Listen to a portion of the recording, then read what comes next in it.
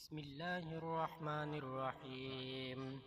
تبارك الذي بيده الملك وهو على كل شيء قدير، الذي خلق الموت والحياة ليبلوكم أيكم أحسن عملا، وهو العزيز الغفور.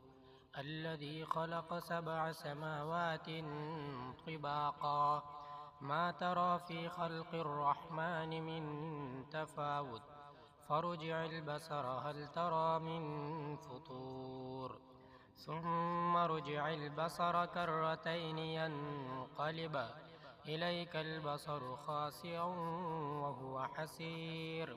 ولقد زينا السماء الدنيا بمصابيح وجعلناها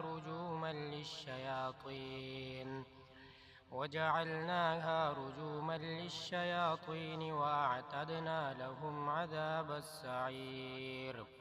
وللذين كفروا بربهم عذاب جهنم، وبئس المصير. إذا ألقوا فيها سمعوا لها شهيقا وهي تفور، تكاد تميز من الغيظ، كلما ألقي فيها فوج سألهم خزنتها ألم يأتكم نذير، قالوا بلى قد جاءنا نذير، فكذبنا وقلنا ما نزل الله من شيء إن أنتم إلا في ضلال كبير. وقالوا لو كنا نسمع أو نعقل ما كنا في أصحاب السعير، فاعترفوا بذنبهم فسحقا لأصحاب السعير. إن الذين يخشون ربهم بالغيب لهم مغفرة وأجر كبير. وأسروا قولكم أو اجهروا به، إنه عليم بذات الصدور. ألا يعلم من خلق وهو اللطيف الخبير. هو الذي جعل لكم الأرض ذلولا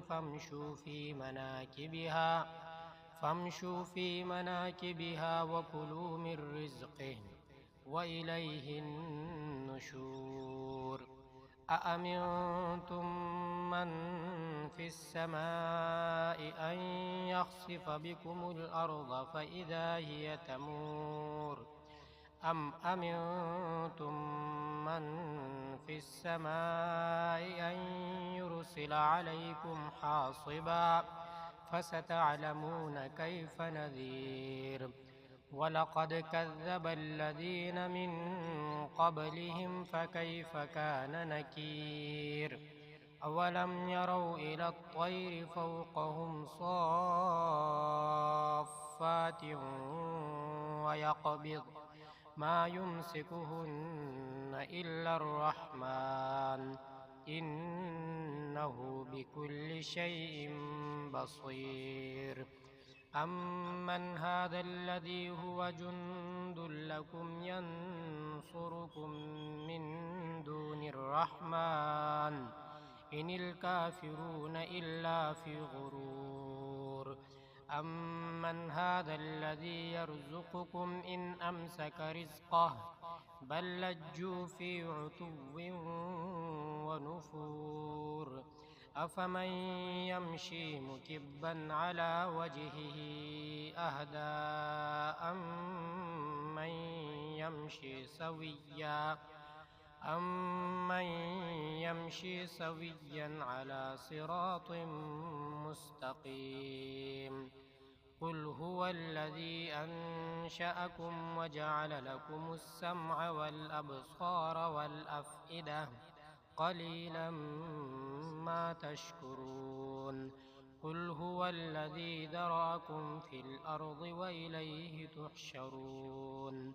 ويقولون متى هذا الوعد إن كنتم صادقين. قل إنما العلم عند الله وإنما إنما أنا نذير مبين فلما رأوه زلفة سيئت وجوه